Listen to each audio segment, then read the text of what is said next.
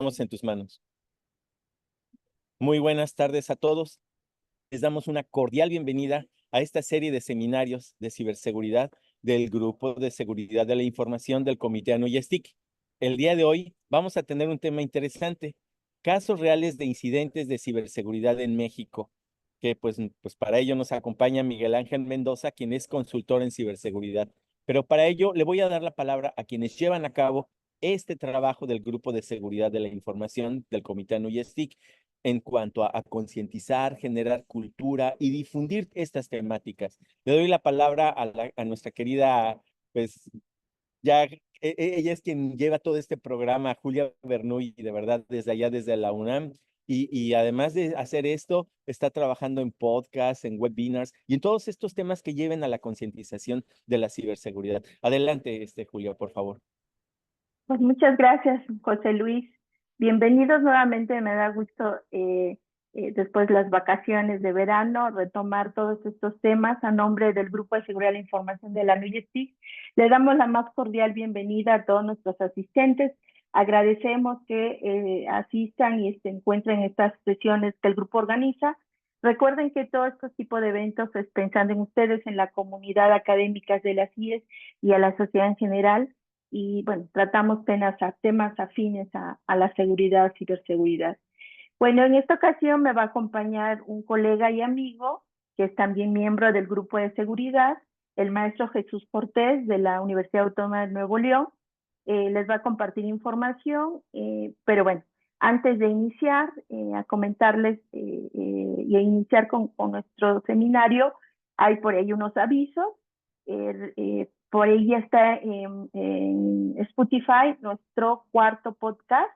¿Sí? Recuerden que en nuestro podcast Más Ciberseguridad ahora pueden escuchar el tema sobre ciberseguridad e inteligencia artificial. ¿Sí? Pueden entrar a la plataforma y nos pueden seguir. Y por otro lado está el próximo encuentro de la ANU-YESTIC, que se va a celebrar en la Universidad Autónoma de Chihuahua. Nos vamos a ver todos por allá. El 18 de octubre van a hacer conferencias virtuales, también va a haber talleres virtuales y el 22 y 23 son conferencias presenciales. Pueden checar la información en el sitio web del encuentro, que igual mi compañero Jesús va a compartirles. Y bueno, para entrar de lleno al tema de hoy, ¿sí?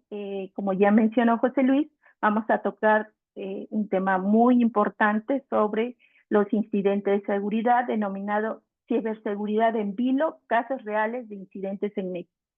Los incidentes de seguridad que enfrenta actualmente las organizaciones ponen en manifiesto la importancia de la ciberseguridad y sus diferentes perspectivas para proteger la información y otros activos, haciendo énfasis en que las empresas, las organizaciones pueden verse afectadas en cualquier momento y deben estar preparadas para situaciones indeseables e inesperadas. En este contexto, esta conferencia va a abordar distintos enfoques de seguridad y muestra múltiples casos reales de incidentes que el grupo especializado en respuesta a incidentes y cómputo forense CyberHunters MX ha atendido en los últimos años para identificar el modus operandi de actos maliciosos en México, realizar una detección temprana y brindar una respuesta eficaz ante situaciones de crisis. Y bueno, ¿quién no ha sufrido un incidente de seguridad? Desde intrusiones, robo de datos, suplantación de identidad, hasta el terrorífico ransomware, ¿no? En fin, pero para ahondar este tema traemos hoy un invitado, un colega, un gran amigo, el ingeniero Miguel Ángel Mendoza. Antes de cederle la palabra, voy a leer brevemente su semblanza. Miguel Ángel es ingeniero en computación, egresado de la Universidad Nacional Autónoma de México, de la UNAM, como especialidad en redes y seguridad de la información. Actualmente se desempeña como consultor de ciberseguridad. Su carrera profesional ha desarrollado en el ámbito de la ciberseguridad de hace más de 15 años. Formó parte del equipo de respuesta a incidentes de la UNAM, INAMCER, como coordinador del sistema de gestión de la información y auditor interno. Miguel Ángel también se desempeñó como Security Research para la firma de seguridad SET, donde realizó actividades de investigación, educación y concientización sobre temas de seguridad, incluyendo su publicación y presentación. Fue el portavoz de la empresa para Latinoamérica. Posteriormente formó parte de la empresa de ciberseguridad One eSecurity como consultor de ciberseguridad, donde desempeñó actividades relacionadas con servicio de respuesta a incidentes y consultoría especializada en temas de seguridad de la información. Actualmente forma parte del equipo de FIR de la empresa Cyber Hunter. Miguel Ángel ha participado como conferencista en diversos foros y congresos de ciberseguridad en México y Latinoamérica. Fue portavoz de la iniciativa Gira Antivirus y vocero de la iniciativa México Ciberseguro, así como colaborador de blog especializado en ciberseguridad, We Like Security, que muchos de nosotros creo conocemos y seguimos. Bueno, antes de cederle la palabra, como siempre, les recuerdo que nos pueden dejar sus preguntas, comentarios, etcétera, en la sección de preguntas y respuestas de la plataforma. Y bueno, pues me queda más que agradecerle a Miguel. Te cedo la palabra, adelante, y muchas gracias por compartir la información que nos trae. Y por el contrario, muchas gracias, Julia, siempre por estas invitaciones. La verdad es que para mí es un gusto poder participar. También, bueno, agradecerle al maestro José Luis por el espacio y también a Jesús por toda la logística que conlleva, ¿no? Poder tener este tipo de presentaciones bueno, para nosotros es muy importante poder compartir el contenido. Creemos que es una necesidad de la actualidad y esperemos que al terminar esta presentación, bueno, compartamos esta idea. Así que, bueno, sin más que decir y después de agradecer, quiero empezar por hablar del contexto que normalmente tenemos que abordar cuando hablamos de la ciberseguridad, sobre todo porque muchas veces solemos enfocarnos en una sola manera o en una sola perspectiva de cómo abordar la ciberseguridad. De hecho, bueno, ahora que que Julia hacía el favor de leer la semblanza, bueno, durante muchos años parte de nuestra labor estuvo muy enfocada hacia la prevención, ¿no? Es decir, hacia tratar de evitar que los incidentes pudiesen materializarse, que los riesgos pudiesen tomar forma. Y abordábamos esta perspectiva y creo que cuando hablamos de seguridad en general, pues se suele emplear comúnmente, ¿no? Sobre todo cuando hablamos de seguridad industrial, ¿no? Para evitar accidentes, la seguridad física, en fin, la seguridad pública, ¿no? Por ejemplo, también escuchamos esta frase muy común de más vale prevenir que lamentar, ¿no? Y cuando nos enfocamos en ciberseguridad, pues no es la excepción, ¿no? Siempre buscamos tomar acciones para evitar que los incidentes o estos eventos indeseados e inesperados se manifiesten. Muchos años así lo hemos manejado. Pero claramente pues, es un ente que evoluciona, que con el tiempo tiene que ir mejorando, obviamente se va adaptando a las tecnologías, como bien decía hace un momento el maestro José Luis, y nuevos enfoques se fueron agregando, ¿no? Sobre todo conceptos como la seguridad adaptativa, ¿no? Para ir adaptándose a los cambios o incluso tomando acciones todavía antes que la prevención, y en este caso hablamos de la predicción, intentar entender cómo los actores maliciosos se comportan basados obviamente en incidentes reales y también en situaciones inesperadas en las cuales ya se sabe qué métodos utilizan, qué tecnologías, qué herramientas, qué metodologías, de tal forma que otras organizaciones que todavía no han sido víctimas afortunadamente de alguna de estas condiciones ofensivas, pues puedan anticiparse, prever e implementar estrategias que impidan que esos actores maliciosos logren sus objetivos ofensivos, ¿no? Pero obviamente hay otros enfoques y que también son incluso considerados como distintas fases de un incidente, como la parte de la detección, en donde por supuesto las tecnologías nos ayudan a poder identificar estos eventos que son anómalos, ¿no? Anormales y que podrían desencadenar en algún incidente. Para ello, bueno, necesitamos múltiples fuentes de información, pero además patrones que nos permitan conocer estas condiciones anómalas, como decía hace un momento, de tal forma que también podamos evitar que los incidentes o al menos contenerlos una vez que ya estén presentes o en una fase inicial.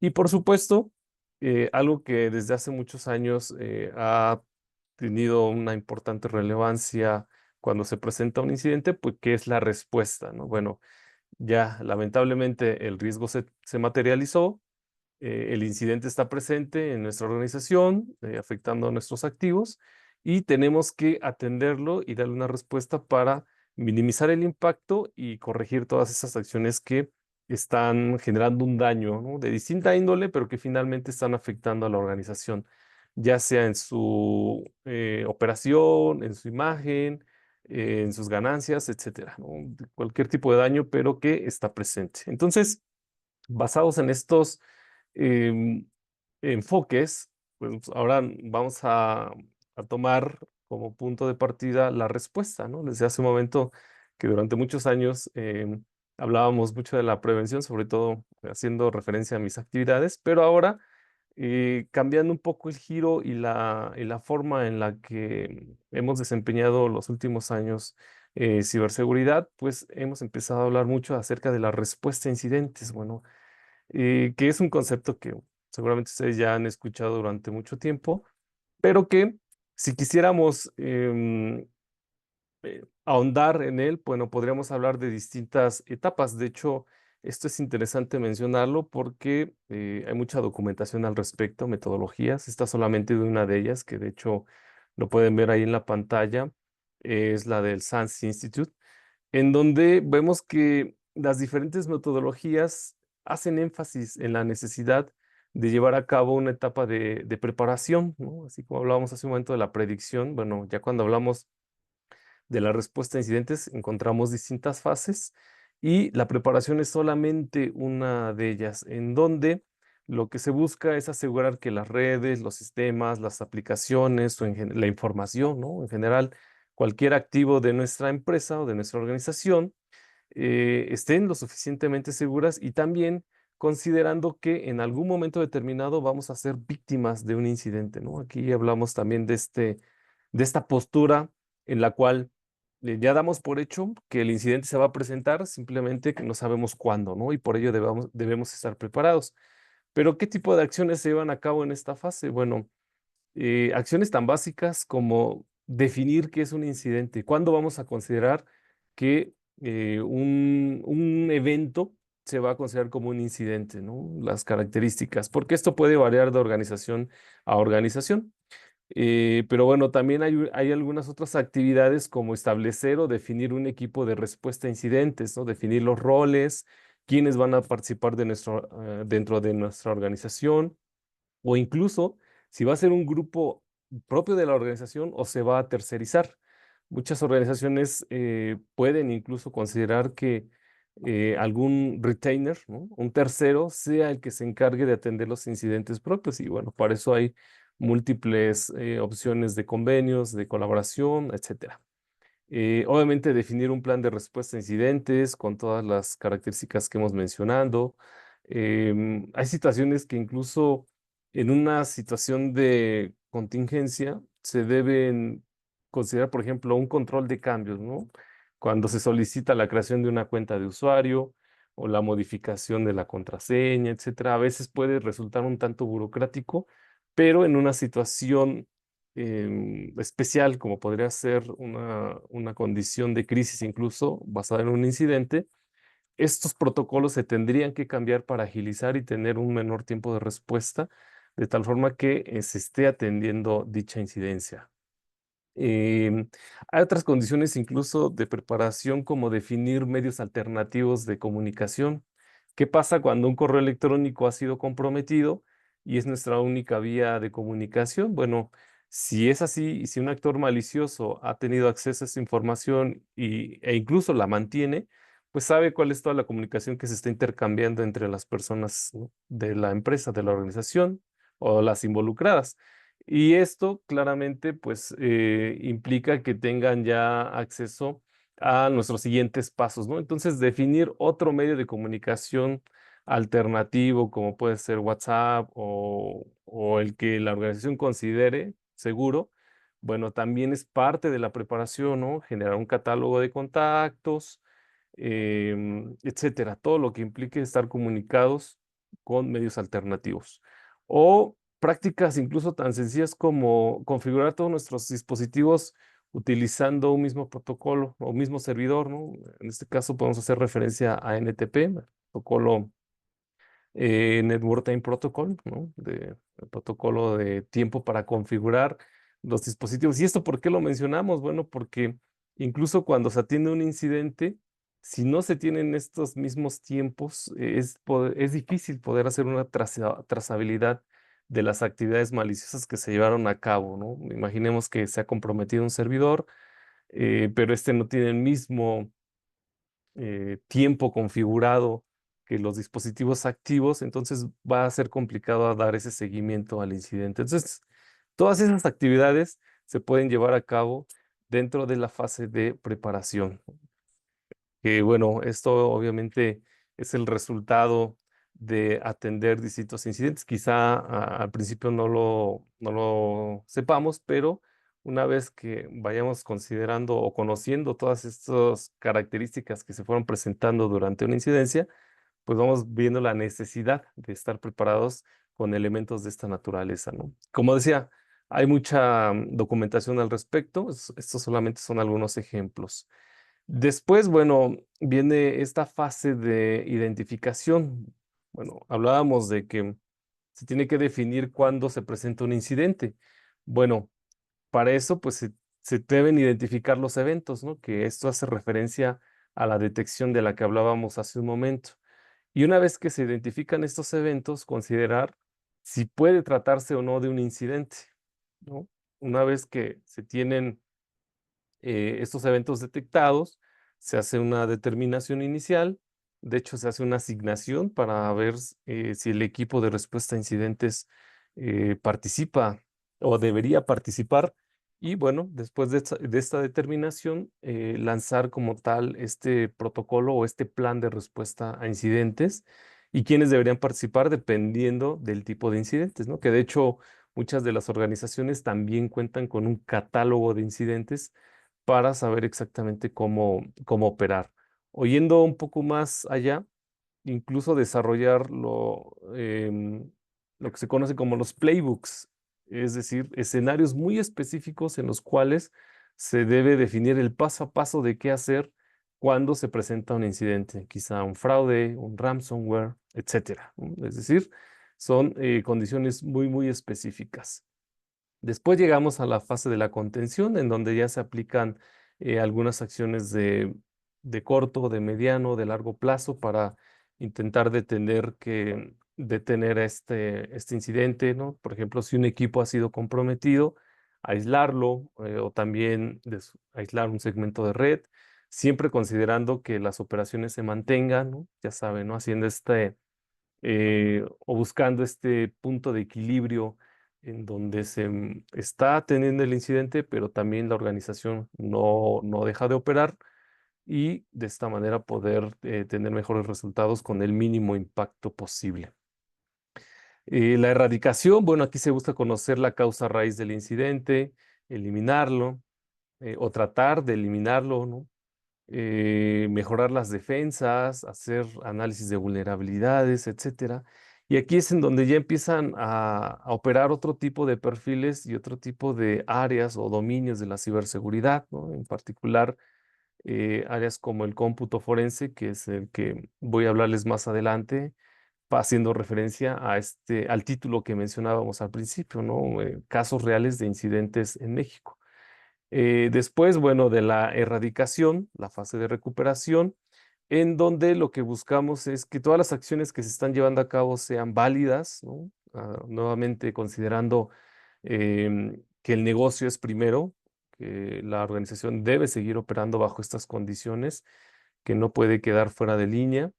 En la recuperación también hablamos de la restauración de los sistemas afectados hasta un nivel aceptable o incluso óptimo de operación, que bueno, es lo que siempre buscaríamos, ¿no? Pero lamentablemente no siempre es posible. Llevar a cabo acciones como la monitorización, ¿no? De todo lo que está ocurriendo. En fin, hay múltiples acciones que también se llevan a cabo durante esta fase Y finalmente llegamos a las lecciones aprendidas en donde, bueno, en este punto se considera que el incidente ya ha sido controlado, incluso erradicado, y debemos entender cómo fue que ocurrió para poder evitar que se pueda manifestar nuevamente en el futuro, ya sea este incidente u otros del mismo tipo. Entonces, esta simplemente es un esquema que nos muestra el contexto de lo que se puede llevar a cabo en una de esas fases iniciales que decíamos, ¿no? Al principio, hablando de la respuesta a incidentes, aquí hacemos énfasis en qué otras fases o subfases, ¿no? Ya podríamos mencionarlas de esta manera, se llevan a cabo para atender dichos escenarios. Y ahora, haciendo un doble clic, ¿no? Ya en algunas de estas fases, bueno, queremos ahondar en el análisis forense. Entonces, vamos de lo general a lo particular y esto ya nos encamina hacia lo que quería mencionarles de qué tipo de metodologías implementamos y también qué tan común o qué tan aplicable es esto en la realidad, ¿no? Porque, bueno, aquí es puramente teoría, ¿no? Lo que hemos mencionado, que por supuesto es útil, es necesaria, pero ¿qué tan real es al momento en el que se presenta un incidente, ¿no? Entonces, haciendo ya mayor acercamiento a la fase de, mejor dicho, a acciones como el análisis forense en estas fases que ya mencionábamos, bueno, vean que aquí también podemos empezar a aplicar distintas etapas y también distintas actividades pensando en las metodologías que se conocen, ¿no? Por ejemplo, entonces, cuando hablamos del análisis forense, podemos comenzar con una investigación preliminar, la identificación de los elementos a analizar, la preservación de la evidencia, que es un elemento muy importante porque, bueno, aquí incluso entran algunos conceptos como la cadena de custodia, que seguramente también ya habrán escuchado, la adquisición y la recolección de dichas evidencias que se van a analizar posteriormente, ¿no? Pero bueno, no son las únicas. Tenemos después la presentación, es decir, cómo vamos a mostrar estas evidencias recolectadas para los interesados o las partes interesadas, que muchas veces, como decía al principio, son organizaciones que han sido afectadas o comprometidas. También, bueno, ya la fase de análisis y revisión de dichas evidencias, el procesamiento y el traslado y la transportación. Entonces vamos a andar un poquito en cada una de estas etapas, en donde obviamente lo que buscamos es tener una metodología que nos pueda servir, ¿no? Entonces, en esta primera etapa, que es la investigación preliminar, vamos a hacer una recolección, ¿no? Como lo pueden ver ahí en la imagen, de la información relativa al caso de interés. Y bueno, aquí se buscan responder varias preguntas. Por ejemplo, en el caso de la criminalística, que lo que busca es dar respuesta al caso, ¿no? Poder incluso hasta enjuiciar a una persona si es responsable. Lo que busca responder es qué sucedió, quién lo llevó a cabo, cómo se llevó a cabo, cuándo, dónde. Mientras que cuando hablamos de la criminología, se busca entender el contexto y los motivos por los cuales se llevó a cabo este suceso, ¿no? Entonces se buscan responder preguntas como ¿por qué o para qué? Después, cuando hablamos de la identificación, bueno, ese es un proceso de búsqueda, de reconocimiento y de documentación de indicios. Se buscan responder preguntas como cómo es el entorno, qué técnicas de búsqueda aplicar, qué hay que priorizar, cuál es la volatilidad de la información, ¿no? Muchas veces se pierde información importante. Hace poco atendíamos el caso de un equipo que había sido comprometido, pero lamentablemente lo apagaron.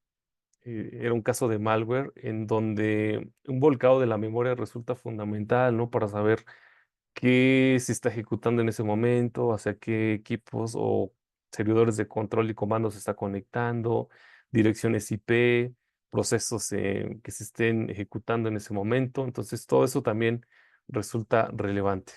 Después, la preservación es el proceso de mantener y resguardar la integridad y o condición original del indicio.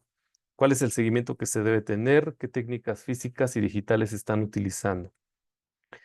En cuanto a la adquisición y la recolección, bueno, el proceso de generar copias de datos en conjunto o de un conjunto definido, mejor dicho, de estos indicios, de tal forma que se pueda tener la información relevante y necesaria, ¿no? Nuevamente, retomando este ejemplo que les mencionaba hace un momento, pues se perdieron datos muy valiosos para la investigación. El traslado, bueno, ustedes saben que toda esta información resulta vital para dar, dar una respuesta al caso o resolver todas las incógnitas que se vayan generando durante este proceso y por lo tanto debe tener también mucha protección o mecanismos de protección el del traslado y la preservación de esta evidencia, ¿no? ¿Cuál es el seguimiento que se debe tener? ¿Qué medidas se deben también tomar para proteger las evidencias digitales? Bueno, la siguiente etapa es el procesamiento, que es el proceso de ejecución, restauración y descompresión de la adquisición. Muchas veces esta información está cifrada, ¿no? Y se deben llevar a cabo esos procedimientos para poder obtener los datos en crudo que nos permitan llevar a cabo los análisis necesarios para obtener la información. Y vean, respondemos preguntas como qué técnicas se utilizan, cuánto tiempo se requiere, qué resultados se obtienen. La siguiente fase, que es la de análisis, ya nos lleva a otras etapas en donde previamente se llevó a cabo el procesamiento. Para ello también se suelen utilizar múltiples herramientas que facilitan ese trabajo, ¿no? Una vez que se obtienen las evidencias, se procesan y a partir de ahí es en donde ya la experiencia y la destreza de los analistas entra en juego para poder encontrar esos artefactos que sean necesarios para dar respuesta al incidente, ¿no? Lo que decíamos hace un momento, las causas raíces, las herramientas utilizadas y todos aquellos elementos que permitan identificar plenamente qué fue lo que ocurrió y cómo se llevó a cabo para poder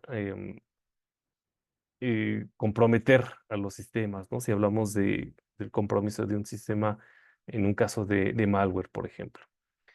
Pero bueno, ese es solamente un ejemplo puntual.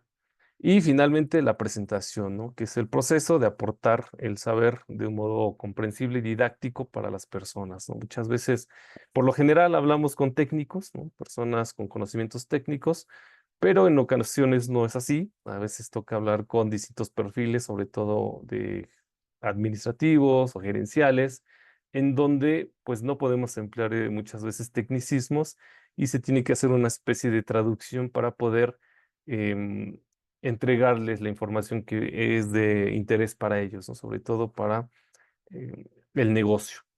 Entonces, a grandes rasgos, estas son las metodologías o los métodos que se suelen utilizar para atender los incidentes y les decía en particular llegando a una fase de análisis forense. Y como vieron, bueno, partimos de lo general hacia lo particular, hacia lo específico, pero como decía hace un momento, ¿qué sucede cuando estas metodologías, pues sí son útiles, por supuesto, nos ayudan a seguir un procedimiento puntual de qué es lo que se debe hacer, pero que en la realidad no suelen aplicarse en ocasiones porque pues todos los incidentes son distintos, ¿no? Son únicos incluso, ¿no? Por más que se trate de una misma muestra de malware, por ejemplo, la infraestructura es diferente de una organización hacia otra. Obviamente los activos, ¿no? La información que maneja una u otra es distinta. Entonces, esto cambia completamente las condiciones en las que podríamos pensar que íbamos a operar al inicio. Y esto nos lleva a hablar ya de diferentes estudios de caso, ejemplos puntuales en donde se aplicaron distintas metodologías de las ya conocidas, pero en donde hubo que llevar a cabo medidas adicionales para poder dar una respuesta a estas preguntas. Y en ocasiones no todas las preguntas pueden ser respondidas, ¿no? Porque no se cuentan con los elementos necesarios para poder generar estas respuestas. Entonces, vamos a revisar algunos casos específicos de incidentes que hemos atendido y sobre todo haciendo énfasis en los métodos que han utilizado los ciberatacantes, ¿no? O en este caso, los actores maliciosos. El primer ejemplo del que vamos a hablar corresponde a un BEC, a un Business Email Compromise, de una organización que pertenece al sector tecnológico, y vamos a ver algunas de las condiciones generales para que se pueda comprender mejor la situación, ¿no? Entonces, en este caso, se trató de una empresa mexicana, a la que vamos a denominar X, que mantiene comerciales con una empresa estadounidense a la que vamos a llamar Y. Básicamente, la empresa mexicana adquiere las soluciones de esta empresa estadounidense y por lo tanto tienen relaciones comerciales, ¿no? De compra-venta. Y mucha de esa información la intercambian a través del correo electrónico. Eh, bueno, ¿qué es lo que ocurrió? Debo hacer mención que en este caso solamente nos tocó atender la perspectiva desde la empresa mexicana, no desde su partner en Estados Unidos. Y por lo tanto, muchos de los indicios que encontramos es que la empresa Y había sido comprometida, porque, bueno, al menos cuando hicimos el análisis en el caso de la empresa X, pues esta no se vio afectada, ¿no? No tuvimos los indicios o los artefactos que nos permitieran decir que había sido comprometida. Entonces, todo apuntaba a que la empresa Y había sido comprometida y que el actor malicioso había accedido a sus correos electrónicos y por lo tanto tenía mucha información. Dentro de esa información, todos los detalles asociadas a estas actividades comerciales con la empresa mexicana. Una vez que pudo identificar una cadena de correos electrónicos de su interés, bueno, se dio cuenta que además de todas estos intercambios de información relacionadas con las tecnologías de seguridad, también llevaban a cabo transacciones, es decir, se notificaban acerca de transferencias monetarias entre un servicio y otro, ¿no? Así que este actor malicioso registra un dominio fraudulento muy parecido al de la empresa Y, al de la empresa estadounidense, solamente cambiando una letra W por dos letras V, que a simple vista bueno, una vez que registra este correo malicioso, perdón, este dominio malicioso fraudulento, envía un correo malicioso al personal de la empresa mexicana. Ya tenía, como les decía hace un momento, conocimiento de todas las transacciones que se habían realizado. Así que con este dominio fraudulento les envía la información y haciendo alusión a unos pagos pendientes. Bueno, aquí voy a hacer un paréntesis porque de lo que se basó o la raíz de este caso fue lo que se conoce como los ataques homógrafos o también conocidos como ataques homográficos. Este paréntesis es para llevar a cabo este ejercicio en donde vemos que hay una empresa, bueno, es un phishing, como lo pueden ver, de esta reconocida empresa argentina, en donde tenemos dos sitios web. En primero, ambos sitios tienen el candado de seguridad, se marcan como seguros, incluso pueden ver que ambos también utilizan HTTPS, pero uno de estos sitios es legítimo y el otro es fraudulento. ¿Cómo podemos darnos cuenta? Bueno, es muy sencillo. El sitio de arriba es el sitio legítimo y el de abajo es el fraudulento. Y la manera de identificarlo es que vean el dominio del sitio de arriba, utiliza una M de Mercado Libre, por supuesto, mientras que el de abajo, en lugar de una M, utiliza una R y una N. Entonces, algo que, pues si el usuario toma por obvio, pues no es difícil que se dé cuenta y que a simple vista también podría resultar un tanto complejo poder identificar que se trata de un sitio fraudulento. Esto poniendo un ejemplo sencillo, que es un ejemplo real, puesto que estuvo circulando hace tiempo y que seguramente engañó a algunas personas. Pero bueno, si hacemos un poco más de énfasis en los ataques homógrafos, nos vamos a dar cuenta de que estos pueden resultar incluso más complejos porque algunos de ellos utilizan distintos alfabetos. En particular, utilizan el alfabeto cirílico, que es muy común en Europa, sobre todo en Europa del Este, a diferencia del alfabeto en latín, que es el que nosotros utilizamos. Pero bueno, ¿por qué decimos que es más difícil de identificar? Porque vean que los caracteres que utilizan son distintos en cuanto a codificación, pero muy parecidos en cuanto a la manera de presentarlos, ¿no? Por ejemplo, esto que en el alfabeto cirílico pareciera una A, observen que tiene como código el 410, mientras que la A que nosotros utilizamos para los diferentes navegadores utiliza el código 41, el ASCII que conocemos. Entonces, al utilizar caracteres muy parecidos, pero con codificaciones distintas, los usuarios acceden a sitios fraudulentos pensando que acceden a un sitio legítimo. Y bueno, y así pueden utilizar distintos caracteres, ¿no? Que son muy parecidos. Vean, esto podría ser una C a simple vista, pero podría representar otro carácter que incluso pues ni sabemos cómo se llama para alfabetos como el cirílico, ¿no? Entonces, estos son ataques homógrafos más sofisticados. El ejemplo que les mostraba hace un momento es más sencillo de identificar si se compara con esto. Pero bueno, basado en eso, este actor malicioso registra el dominio fraudulento sustituyendo una W que pertenecía al dominio legítimo por dos Vs, que a simple vista pues fue difícil identificar, ¿no? Entonces, le envía el correo malicioso a la persona en México, indicándole que debe actualizar los datos bancarios por supuestos cambios de impuestos en Estados Unidos y por lo tanto la información bancaria debe ser actualizada. Les da un nuevo número de cuenta y además les dice que ahí deben hacer los pagos pendientes por las transacciones que ellos ya tenían de tiempo atrás. Así que bueno, el personal de la empresa mexicana realiza las transferencias millonarias por el concepto de pagos pendientes a esta cuenta apócrifa. Y de esta manera se consuma el fraude, ¿no? El engaño primero y después el fraude. Después, cuando el personal legítimo de la empresa Y reclama los pagos a la empresa mexicana, bueno, la empresa mexicana argumenta que ya han realizado las transacciones, pero cuando hacemos la investigación, pues nos damos cuenta que en realidad habían tenido comunicaciones con un personaje fraudulento y que además habían hecho las transacciones a una cuenta que no correspondía. Ese es el primer caso del que les quería hablar.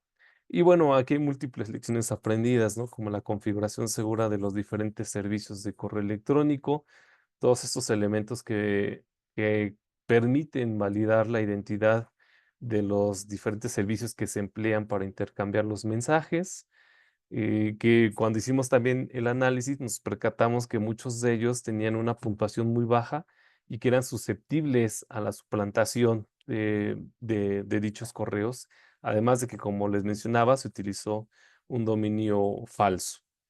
La educación y el entrenamiento, concientización de las personas, porque también eh, el personal en México cayó en este engaño a pesar de que había ciertos indicios que nos daban cuenta de que se trataba de un correo falso. Para empezar, el dominio que les mencionaba, bueno, ya cuando lo veías con detalle, sí podías darte cuenta de que la W había sido sustituida por dos Vs, pero también dentro del cuerpo del mensaje encontramos algunas faltas de ortografía, que es lo que ya solemos mencionar, ¿no? Como uno de los puntos que suelen tener los ciberatacantes, distintos tipos de letra que no era tan común en los correos previos, incluso algunas direcciones de correo electrónico mal escritas, porque creemos que también esto se hizo manualmente. Entonces había elementos que le hubieran permitido a la persona en la empresa X darse cuenta de que era un engaño. Y bueno, aquí ya como parte también de las actividades que llevamos a cabo, bueno, se recuperaron múltiples correos electrónicos que habían sido eliminados, que nos permitieron armar la cadena, así como también imágenes en donde, bueno, distintas conversaciones a través de WhatsApp mostraban que era muy probable que las personas se hubieran dado cuenta de que esto era algo anormal, ¿no? Que no había sucedido, pero que también dejaron pasar de largo y que finalmente permitió que el actor malicioso se embolsara algunos millones de pesos. Bueno, vamos a pasar rápidamente al segundo caso del cual les quería hablar. En este caso es una empresa del sector al menudeo y se trató de una explotación de una vulnerabilidad. Bueno, en términos generales, lo que ocurrió es que esta empresa dedicada a la venta de artículos deportivos al por menor utiliza una herramienta de seguridad, un IPS, que detecta una conexión saliente desde su infraestructura. Esto obviamente les llamó la atención porque, a menos de que estuviera permitido, esto no debería ocurrir. Y el IPS lanza la notificación, la alerta de que alguien está teniendo una conexión desde el interior hacia el exterior. Así que, bueno, el equipo de seguridad de esta empresa identifica un servidor y una aplicación que han sido comprometidos, que mediante una backdoor están teniendo estas conexiones remotas, ¿no? Es decir, ya hay una comunicación también desde el exterior hacia este servidor. Y bueno, aquí es en donde entra nuestro equipo a analizar. Se dan cuenta entonces de que el servidor está alojando un archivo ofuscado. Este ya está operando como una backdoor, como decía hace un momento, y permite las conexiones remotas, pero todo surge después de la explotación de una vulnerabilidad. Esa fue la manera en la que los atacantes lograron acceder al servidor. Haciendo el análisis entonces, el equipo se da cuenta de que se ha explotado una vulnerabilidad ya conocida desde el 2021 que afecta a un servidor GitLab. Esta vulnerabilidad, bueno, ya ha sido identificada. Ustedes la pueden ver o pueden ahondar un poco más en ella con este código, el CVE 2021-22205, que es el identificador que se le otorgó a dicha falla. Y eh, como información adicional, lo único que requiere el atacante para explotar esta vulnerabilidad es conocer la dirección IP del servidor y el puerto que está utilizando esta aplicación. Porque además los exploits están disponibles públicamente. Y así es, bueno, esto es un pantallazo de Metasploit, esta herramienta que permite automatizar la explotación de algunas vulnerabilidades, y haciendo la búsqueda de este exploit, pues claramente ya aquí lo pueden ver en la imagen, está cargado y como decíamos, solamente basta configurar algunos parámetros como la dirección IP y el puerto para poder hacer uso automatizado del exploit.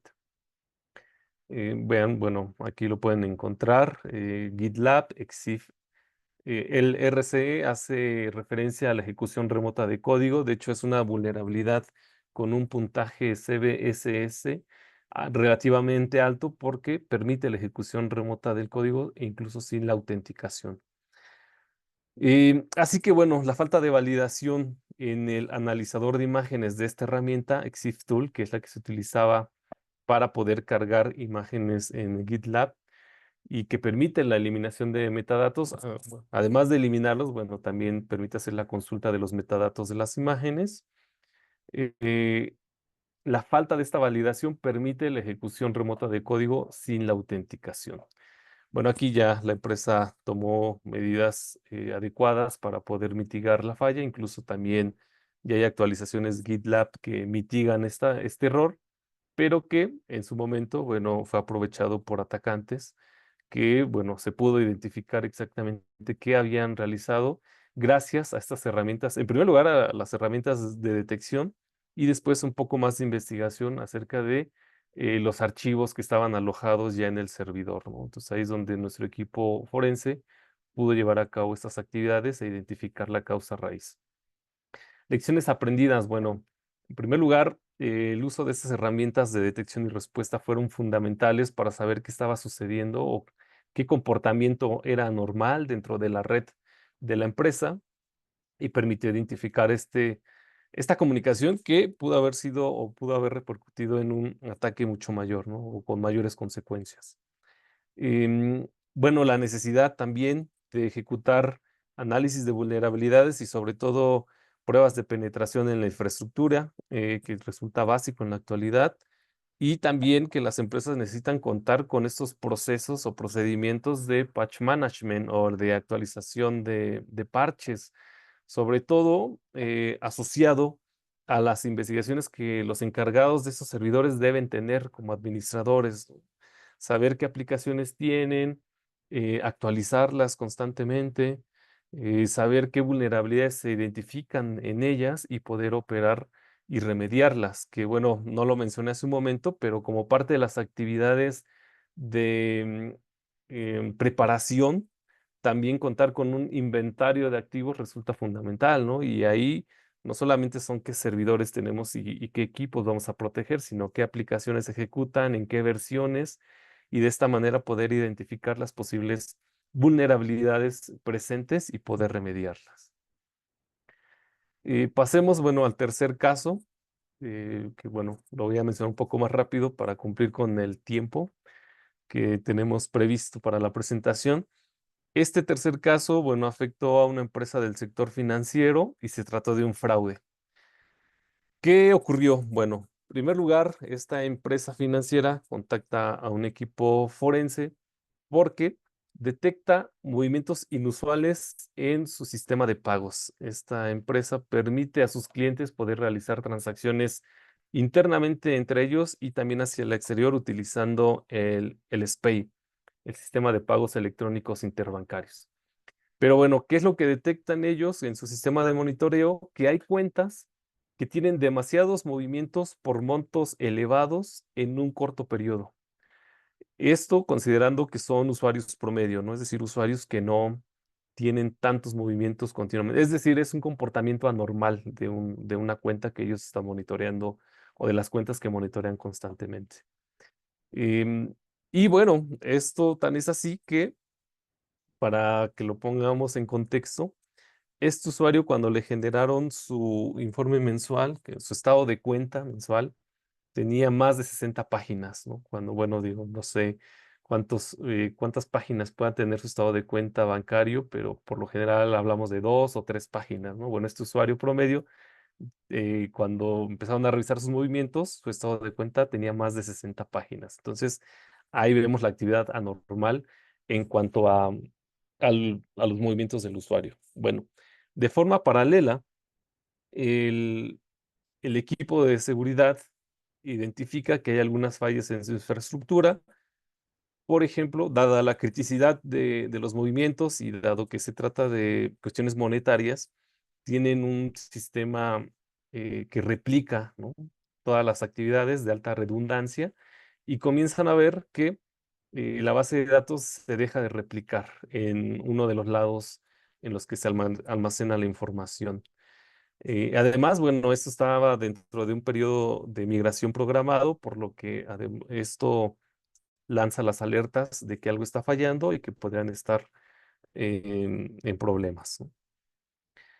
Así que bueno, ya con esta información, que dicho sea de paso, pues también un problema asociado a este análisis es que la investigación comenzó un mes después de que se identifican estos movimientos anormales, lo que pues claramente significa que durante ese periodo los atacantes pudieron estar llevando a cabo más transacciones anómalas e ilegítimas sin que se pudiera resolver, ¿no? Bueno, basado principalmente en los controles que pudiese tener esta organización.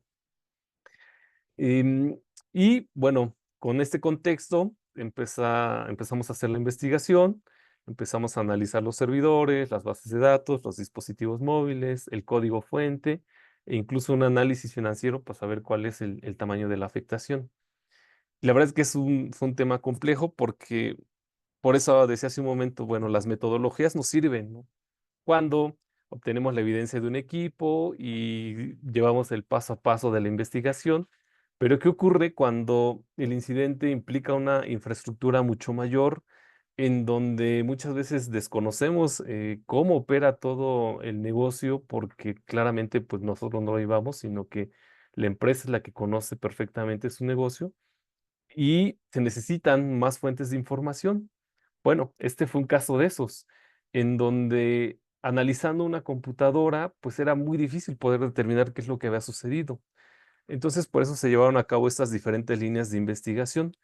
Y la que más información nos comenzó a arrojar al inicio fue precisamente la línea de investigación basada en las bases de datos, valga la redundancia, que, bueno, una vez que nos mencionaban esos comportamientos anómalos y las cuentas que ellos habían identificado, empezamos a hacer un análisis de los registros de dichas bases de datos para primero estas cuentas, ¿no?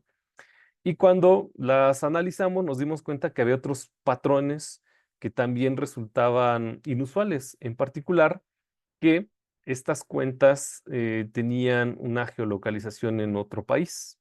Esto es importante mencionarlo porque, bueno, ustedes sabrán que cuando ahora se autentican ustedes a una aplicación bancaria, pues uno de los requisitos es poder activar la geolocalización.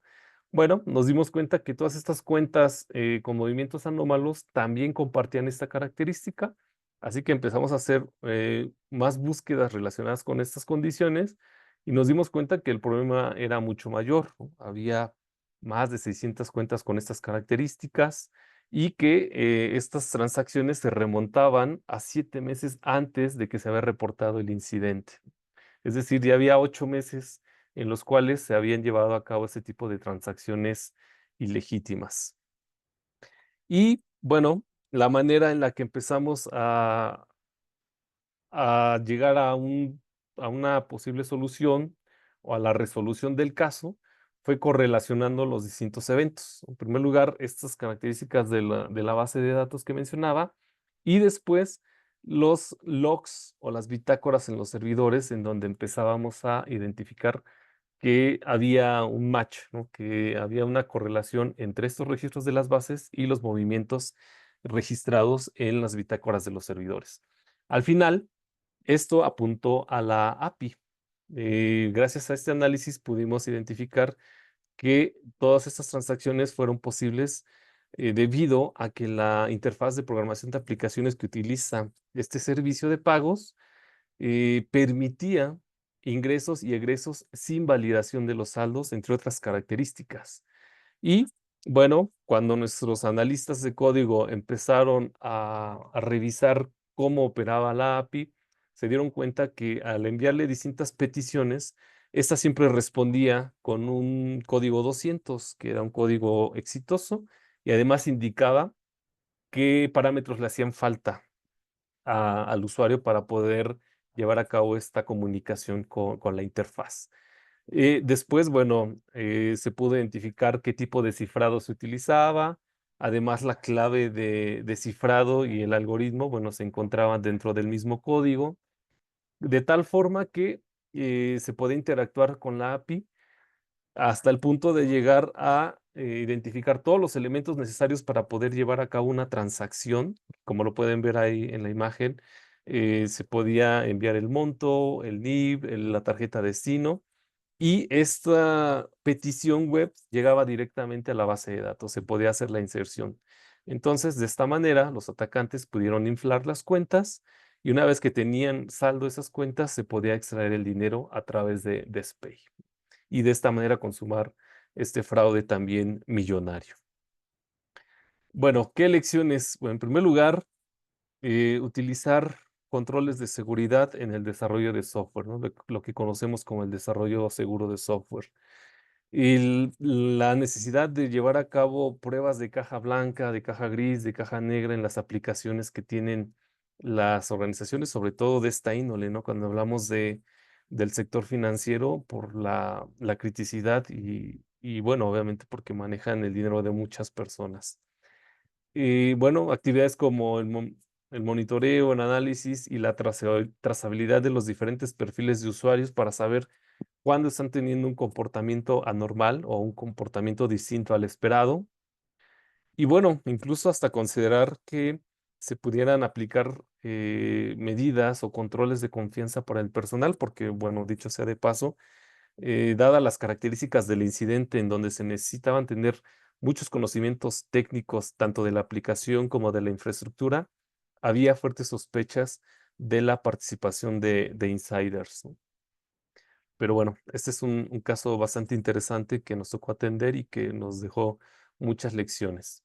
Y bueno, ya para concluir con estos casos de uso, quiero hablarles de un último ejemplo que fue de un ransomware que afectó a una empresa del sector industrial, que, bueno, comenzó a identificar las notas de rescate en sus servidores, en particular en su servidor de correo electrónico en el que utilizaba Exchange Server de Microsoft, y estas notas asociadas a Blackbyte, este conocido ransomware que tuvo proliferación por ahí del 2021. Bueno, pudimos identificar más información de lo que había sucedido en el servidor mediante técnicas de carving, ¿no? Ya el equipo forense empezó a hacer el análisis y comenzar a recuperar incluso cadenas que habían indicado la ejecución del ransomware como tal. Además, bueno, ya una vez que pudimos identificar de qué familia de ransomware se trataba, pudimos también identificar que el inicio del incidente se dio a través de la explotación de otra vulnerabilidad. En este caso, explotando Proxy Shell, que bueno, pueden ver que esta falla también se conoció por ahí del 2021 y que tiene el código 34473 asociado. Nuevamente, si ustedes entran a Metasploit y buscan, por ejemplo, Proxy Shell, se van a dar cuenta de que este exploit ya está públicamente disponible en esta herramienta, y que incluso también se necesitan pocos parámetros para poder hacer la explotación, dado que estos son servicios públicos, ¿no? Servicios de correo electrónico que están expuestos y que, si no están actualizados, pueden, en primer lugar, permitir el acceso de actores maliciosos que ya no solamente buscan robar información, sino que generan otro tipo de consecuencias, como el caso de la ejecución de un ransomware, ¿no? Que, bueno, cuando hablamos mucho del ransomware y de los ataques dirigidos o del uso del ransomware as a service, como es el caso de Blackbyte, una de las últimas fases corresponde justamente a la ejecución del ransomware, pero previamente se comprometió la infraestructura, se exfiltró la información, se hicieron movimientos laterales, se elevaron privilegios, y al final ya es cuando vemos las notas de rescate para que las víctimas pues sean extorsionadas, ¿no? Para realizar los pagos, para recuperar su información, o bien que su información exfiltrada no sea dada a conocer públicamente.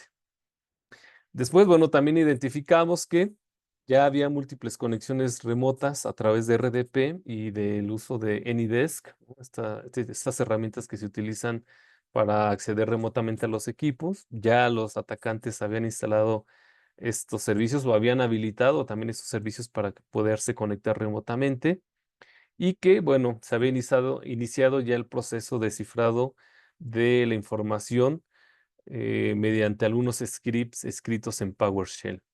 Y bueno, aquí lamentablemente no se pudo recuperar la información en ese momento, pero pudimos hacer todo el análisis para saber cuál fue la causa raíz, y que, bueno, de esta manera la empresa pudiera actualizar los servicios de correo electrónico y evitar que pudiesen entrar nuevamente a su infraestructura y erradicar la ejecución de más procesos maliciosos o de más actividad maliciosa que, en este caso, el grupo Black Byte estaba o que podía llevar a cabo, ¿no? Sobre todo porque también ya se conocen todos los TTPs, ¿no? Las técnicas, tácticas y procedimientos utilizadas por grupos como este. Así que, bueno, dentro de las lecciones aprendidas, pues la necesidad de aplicar la inteligencia de amenazas, que es una de las principales actividades que se llevan a cabo cuando hablamos de la predicción, esa fase que mencionábamos al principio de la presentación, y aplicar enfoques como la seguridad proactiva, implementar nuevamente procesos de actualización y remediación de vulnerabilidades, como en el caso de la explotación de la falla en GitLab, así como implementar estrategias de seguridad contra grupos de ransomware as a service, que, bueno, ya han sido muchos de ellos bastante bien estudiados, que ya se conocen estas TTPs que mencionábamos, y que se pueden implementar estrategias para poder evadir o evitar que puedan tener éxito dentro de la infraestructura de las empresas. Así que, bueno, para concluir, para ir cerrando esta presentación, bueno, como pudieron ver a lo largo de dicha presentación, pudimos ver que estos incidentes reales han afectado a empresas de todo tipo, ¿no? Desde el financiero, a menudeo, empresas pequeñas, empresas grandes, y que sin importar su tamaño o sector, las empresas están siendo objetivo de cibercriminales y de actores maliciosos, ya sean internos o externos, ¿no? Y con diferentes niveles de conocimientos, desde básicos incluso hasta avanzados, y también con diferentes propósitos. Estos actores maliciosos emplean múltiples técnicas, diferentes herramientas, distintas metodologías para lograr sus propósitos. Las empresas están teniendo pérdidas millonarias. Para que se den una idea, este ejemplo que mencionábamos en donde se utilizó un ataque homógrafo, los pagos que se realizaron a esta cuenta apócrifa correspondían aproximadamente al 30% del negocio de la empresa X o de la empresa mexicana. Es decir, un impacto muy importante en cuanto a dinero que estaban manejando en ese momento. Y bueno, también todos estos enfoques son necesarios en la actualidad, dadas las condiciones actuales en las que las organizaciones están operando. Y también que los incidentes pueden presentarse de forma accidental, por omisión o incluso por colusión, ¿no? En este ejemplo del fraude que les mencionábamos, pues las validaciones no se llevaron a cabo. Quizá por falta de conocimiento del personal, ¿no? En donde no validaban que las cuentas tuvieran el saldo suficiente para hacer las transacciones, que las cuentas estuviesen bloqueadas o que validaran la geolocalización de los accesos, en fin, múltiples puntos que pudieron haber evitado que esas transacciones se llevaran a cabo y que, bueno, pues probablemente pudieron haber sido por omisión, por desconocimiento o incluso de forma intencionada al modificar el código fuente. Y bueno, las organizaciones deben estar preparadas para enfrentar los diferentes incidentes de seguridad. La teoría es necesaria, sí, por supuesto, nos ayuda a seguir metodologías, pero también debemos estar preparados en la práctica para poder dar una respuesta eficiente, una respuesta pronta a este tipo de incidentes y contar con los recursos necesarios para poder minimizar el impacto que esto pueda derivar hacia los objetivos de las organizaciones. Así que bueno, espero que este contenido que preparamos haya sido de su agrado, que les haya parecido interesante y que bueno, que también sirva para poder comenzar a pensar en la manera en la que necesitamos protegernos, porque obviamente, como decía hace un momento, ningún sector se salva. Las universidades también son cada vez más atacadas, se han convertido también en un objetivo primordial de actores maliciosos y por eso requerimos estar preparados para hacer frente a este todo tipo de amenazas y de los posibles riesgos que podrían materializarse. Así que bueno, muchas gracias por su atención y bueno, si hay alguna pregunta, con todo gusto las vamos a contestar. Claro. Pues muchas gracias, Miguel. La verdad es que es un tema muy importante y como bien dices, no nada más ataca a los sectores que acabas de mencionar en tu presentación. Yo creo que en la parte de la academia, en la educación, es algo que se presenta día a día y es importante conocer, saber qué hacer. O sea, eso es lo más importante. Con quién acudir si tienes un área de ser, un área que pueda apoyarte entre la universidad adelante, pero si no la tienes, ¿qué es lo que haces? Sobre todo pensando que año con año México son de los países donde tiene más ataques, tiene más incidentes y se ha ido incrementando y con esto de la inteligencia artificial, pues no se diga, ¿no? Entonces yo creo que son varios aspectos que todos nosotros nos llevamos a nuestras dependencias, a nuestras instituciones y saber qué hacer independientemente, como bien dices, de la teoría, pues ser proactivos y acudir a este tipo de temas, ¿no? Contigo, con expertos, para que nos puedan orientar o de qué forma podemos partir, ¿no? Sobre todo en la parte de concientización, que es otra de las maneras en las que podemos ayudar. Y bueno, le dejo las palabras a mi compañero Jesús para que por favor se animen los asistentes a preguntar alguna duda, algún comentario. Con gusto, Miguel está aquí. Vamos a aprovechar su expertise. Adelante, Jesús. Gracias, Julia. Bueno, yo quiero abonar un poquito a lo que tú comentabas, Julia. La verdad es que todo esto es un arte realmente toda la parte de la gestión de incidentes, toda la parte de threat intelligence, es un arte que las personas debemos de tener como conciencia y hacer como que la práctica de todo eso, porque una cosa es hacer un playbook, como comentabas, Miguel, otra cosa es ya ponerlo en prueba, ¿no? Decir, ok, en la parte de preparación, tengo mi playbook de phishing, ¿no? Ah, bueno, cada cuánto hago esa planeación de generar estos playbooks y hacer la mejora de estos playbooks y obviamente ponerlos a prueba de ver si realmente funciona, pues lo que digo que hace, ¿no? Ese playbook. Entonces, realmente es algo muy bueno. Considero también que debemos estar al pendiente de todas estas vulnerabilidades que van saliendo, porque realmente van saliendo una prácticamente cada día y yo creo que una es poquita, ¿no? O sea, salen un montón, incluso los mismos fabricantes, pues ellos a veces también sacan sus parches, ¿no? Avientan varias notificaciones, de, mira, todas estas unidades serían de mi herramienta para que empieces otra vez a parchar, ¿no? Incluso Microsoft, con The Patch Tuesday, o sea, realmente hay que estar como que muy atentos a eso, ¿no? Bueno, yo solo quería dar ese pequeño comentario porque la verdad es un tema que me interesa mucho y realmente es muy interesante, pero tienes que tener mucho conocimiento a veces para poder hacerlo bien, ¿no? Me voy a permitir ahí, ya hay algunas preguntas, si nos haces el favor, Miguel, por ahí de contestarlas. Claro que sí. Primero, Eugenio Valle nos comenta que cómo se conoce el CVE correspondiente a ese indicio malicioso. Ok, bueno, hay una base de datos, ¿no? Bueno, el CV es el Common Vulnerability Exposure, que una vez que se identifica la falla, se le asocia su ID o su identificador, ¿no? Como vieron, asociado primero al año y después a la vulnerabilidad. Eso lo pueden conocer ahí en las bases de datos. De hecho, la página es CVI Details y ahí van a encontrar todos los registros de CVs ya asociados a las vulnerabilidades. Y de forma particular, bueno,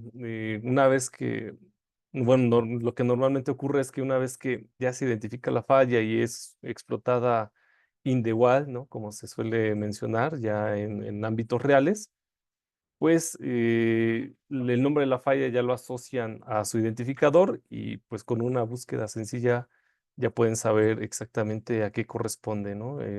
Sobre todo, bueno, la tarea es actualizarse o estar leyendo constantemente para saber qué nuevas vulnerabilidades están surgiendo día a día. Gracias, Miguel. Por ahí también pide la palabra Gastón. Tiene Gastón Arriaga. Gastón, ¿puedes hacer tu pregunta? Claro, buenas tardes compañeros a todos. Eh, Mi pregunta es la siguiente. Con este tema de las nuevas vulnerabilidades a las que estamos expuestos, hay una muy importante acerca de la inteligencia artificial, que no sé si algunos hayan escuchado algún caso o sepan o lo hayan leído por algún lado. En este caso, yo tengo de manera directa una experiencia. Hace poco, a una hermana mía hizo una llamada a su banco. La llamada fue grabada totalmente por su banco, pero mientras ella estaba hablando con el banco, le llegó un link a su teléfono celular. Increíblemente le llegó como mensaje de texto y como mensaje de WhatsApp. Casi todo lo que ella estaba hablando le mandaron las instrucciones por WhatsApp. Ella ingresa al link que le proporcionaron y en ese link le piden validar su voz y le ponen específicamente un grupo de 5 palabras de las cuales ella habló, ella repite o pronuncia las palabras, mejor dicho, y a los 2 minutos o 3 minutos le aparecen unas transferencias hechas desde su cuenta a una cuenta de terceros. ¿Cómo lo hicieron? Lo hicieron a través de inteligencia artificial. Grabaron 5 palabras con la voz y luego la replicaron para utilizar la voz con el banco. Aquí lo importante o lo extraño de todo esto es que eso se suscitó después de ella haber generado una llamada con su propio banco. Afortunadamente el banco se hizo responsable porque se logró comprobar que fue casi en tiempo real, mientras ella estaba hablando con un asesor, que le hicieron llegar esos links. Pero lo más importante, o que yo considero de muchísima preocupación, es el tema de cómo copiaron su voz por medio de inteligencia artificial. En esos casos, ¿cómo podríamos darnos cuenta? Esa sería mi pregunta en realidad. Ok, sí. Bueno, gracias, Gastón. Es que bueno, ese es justamente el tema que se ha desarrollado ya en los últimos años, ¿no? Que con el impacto de la inteligencia artificial, que por supuesto tiene muchos beneficios, pues que también podría ser aprovechado por cibercriminales. Y haciendo también referencia a lo que mencionabas de los bancos, em, digo, no quisiera decir cosas que no sean ciertas, pero yo he sabido de casos en donde mucho apunta a insiders, ¿no? Porque incluso de llamadas fraudulentas que se han registrado, se hacen desde los mismos números oficiales de los bancos. Y en ese caso, bueno, digo, no sé exactamente cómo se lleven a cabo em, este tipo de llamadas en donde alguien que desde una llamada oficial pueda grabar tu información y que después utilicen, digo, aquí en este caso seguramente se utilizaban algunos algoritmos de inteligencia artificial para poder replicar, ¿no? Ya sea la grabación o poder utilizar lo mismo que ocurre con los fake news y con estas imágenes o videos, ¿no? Que son grabados ya utilizando estos algoritmos, lo mismo para replicar la voz. Pero bueno, yo creo que apuntaría a insiders principalmente, que son quienes tienen esa información, ¿no? Bueno, o las empresas o una mala gestión de la seguridad y que terceros puedan también tener acceso a esos datos. Definitivamente. Muchísimas gracias, ¿eh? No, al contrario, Gastón. Bueno, voy a seguir con otra pregunta. Por ahí, Eugenio Valle otra vez nos comenta que qué herramientas se usan para clasificar los indicios o los incidentes. Bueno, supongo que habla de algunos ejemplos de artefactos que suelen analizar. Bueno, hay múltiples herramientas cuando se hace el análisis forense, por ejemplo, yo les puedo mencionar algunas que se suelen utilizar o que CyberHunters utiliza, como es el caso de Oxygen o Axiom, en donde ya las imágenes obtenidas se procesan, ¿no? Se hace todo el análisis automatizado para clasificar ya los datos en distintas categorías, ¿no? Registros de sistemas operativos, de sitios web visitados, información recuperada mediante carving, ¿no? De elementos eliminados, etcétera. Y ya a partir de esa información, pues comenzar el análisis, ¿no? Porque, bueno, se tienen todos los datos ya recuperados, pero dependiendo del contexto o del incidente en sí, es lo que vamos a buscar y analizar, ¿no? Se generan los keywords o las palabras clave. Por ejemplo, el caso que les mencionaba del ataque homógrafo, ahí lo que nos llevó a conocer exactamente cómo se había presentado el incidente fue saber cuál era el nombre de la factura en cuestión, el asunto o subject del correo electrónico, en donde una vez que lo buscamos ya tuvimos toda la cadena de correos, incluso los que habían sido eliminados, y hacer la línea de tiempo para saber en qué momento llegó el correo fraudulento, en qué momento se suplantó la identidad de la persona de la empresa y cayó en el engaño la persona en la empresa mexicana, ¿no? Entonces, ese tipo de herramientas podemos utilizar para clasificar los indicios y artefactos y ya después empezar a hacer el análisis, ¿no? Para poder llegar a las conclusiones de cada caso. Bueno, por ahí hay unos dos comentarios, más que preguntas, te quieren felicitar por el contenido, que muchas gracias por compartir, tanto Mireya como Gracias. Yesenia Carrera, dicen que excelente contenido. Y yo Gracias. también comparto ese mismo pensamiento. Muchas Y por gracias. ahí, Tanto Linares pregunta, ¿es bueno contratar seguros de información y todo lo que conlleva en tenerlos? Sí, en general sí, porque bueno, lo que se hace es hacer una transferencia del riesgo, ¿no?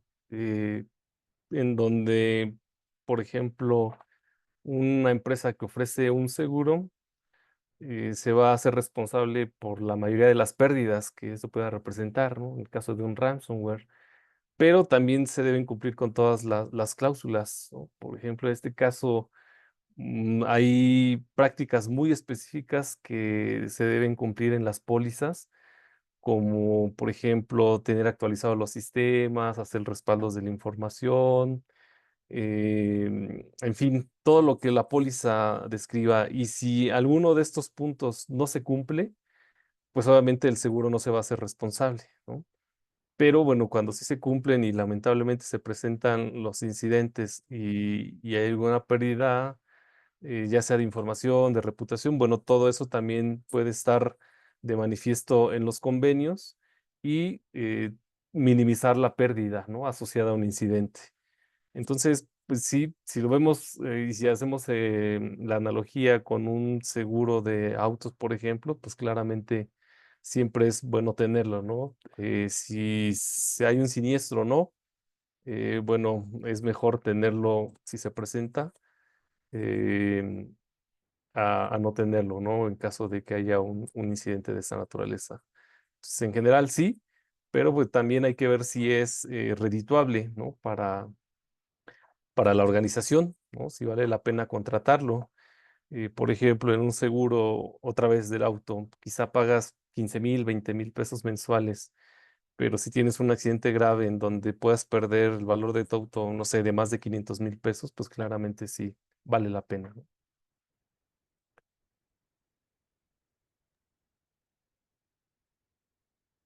Por ahí Hilda Díaz también comenta que excelente plática, muy interesante y también quisiera contactarlo igual y no sé, Miguel, si tengas alguna parte donde te puedan contactar, que Sí, nos puedas por ahí compartir. sí, creo que sí. Si quieren, les dejo ahorita en el chat la información de contacto y ahí para que nos puedan escribir si quisieran más información, ¿no? Digo, los invitamos por ahí, podemos habilitarles el micrófono si tienen alguna otra duda más, con todo gusto podemos ahí atender.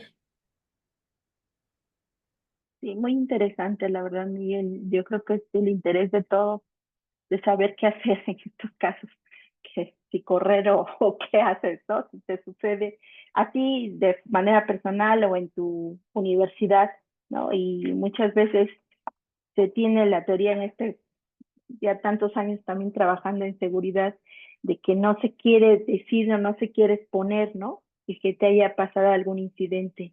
Sin embargo, esto puede ayudar a otros colegas, ¿no? O como bien dices, las lecciones aprendidas para saber y aceptar que te sucedió un incidente, ver el impacto que pueda tener y sobre todo aprender por si te vuelve a suceder, ¿no? Muchas veces por ahí está la frase de que siempre va a sucederte algo, un incidente lo vas a tener y muchas veces ni siquiera estamos enterados, ¿no?